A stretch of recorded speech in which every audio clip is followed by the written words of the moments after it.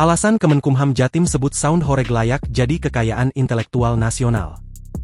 Kementerian Hukum dan HAM wilayah Jawa Timur mendukung Sound Horeg untuk mendapatkan hak atas kekayaan intelektual. Kemenkumham Jatim akan memberikan haki untuk Sound Horeg atas hak penciptaan dan desain industri yang berasal dari karya anak bangsa.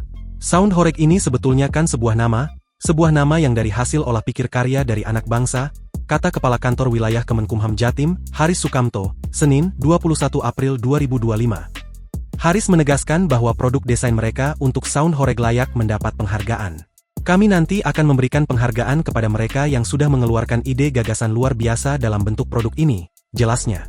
Lebih lanjut, Haris menjelaskan bahwa haki tidak akan diberikan untuk perorangan tetapi komunitas karena Sound Horeg tidak dimiliki oleh satu orang. Terkait respons sebagian masyarakat yang menganggap bahwa Sound Horeg mengganggu kenyamanan, Kemenkumham Jatim menegaskan bahwa masyarakat tidak bisa melarang. Kalau orang siapapun melarang untuk mewujudkan sebuah ide itu tidak bisa, tegas Haris.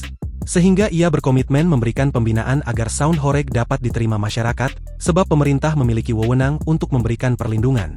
Kita apresiasi, kita bina, kita arahkan mana yang terbaik supaya masyarakat juga mendengarnya enak, jadi Horegnya dapat tapi di telinga juga enak, pungkasnya. Sebagai informasi, Sound Horeg merupakan sistem audio besar yang menghasilkan suara keras dan menggelegar, biasanya digunakan dalam acara-acara perayaan atau karnaval. Diperkirakan Sound Horeg berasal dari Malang, Jawa Timur, yang muncul sekitar tahun 2014. Download Tribun X sekarang, menghadirkan lokal menjadi Indonesia.